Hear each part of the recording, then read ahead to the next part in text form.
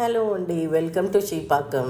ఈరోజు మనం ఇలాంటి అద్భుతమైన అరటికాయ పులుసు ఎలా వండాలో చూద్దామండి. ముందుగా దానికోసం ఒక పాత్రను పెట్టుకుని దాంట్లో నూనె వేసుకుని ఉల్లిపాయ, పచ్చిమిరపకాయ, కరివేపాకు వేసుకుని వేయించుకోవాలండి. ఇవి వేగిపోయాక ఈ వేగేలోపు మీరు అరటికాయని రౌండ్గా ముక్కలుగా కోసి ఉంచుకోండి. ఆ కోసి ఉంచే ముక్కల్ని ఇప్పుడు వేసేయండి. వేసేసి వాటిని కలిపి కొంచెం మగ్గనివ్వండి.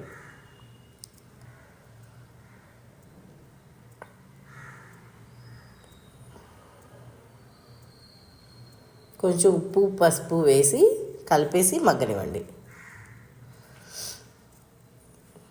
ఈలోపు టమాటాలని ప్యూరీ చేసి ఉంచుకోండి.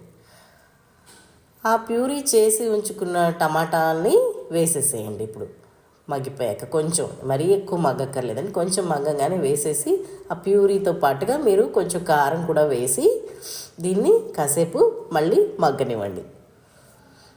ఈ మగ్గిన దాంట్లో మనం చింతపండు పులుసుని తీసి ఉంచుకుని ఆ పులుసుని ఇందులో పోసేసేయాలండి. చింతపండు పులుసుని పోసేసి బాగా ఉడకనివ్వండి. కలపిలా ఉడకనివ్వాలండి. ఈలోపు ఏం చేస్తారంటే మీరు కొంచెం మెంతులు, కొంచెం ఆవాలు దంచి ఉంచుకోండి. మిక్సీలో అయినా వేసుకోవచ్చు, లేదా మీరు ఇలా రోట్లో అయినా సరే చిన్న రోట్లో వేసి దంచుకుని ఆ పొడి రెడీ చేసి ఉంచుకోండి.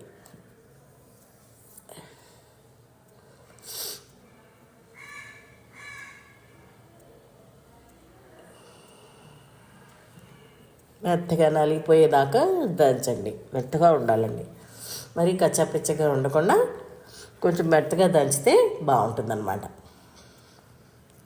మన పంట కిందకి వస్తే ఏమవుతుందంటే మెంతులు చేదొస్తుంది కదండి, అందుకని మెత్తగా దంచుకుంటే బాగుంటుంది.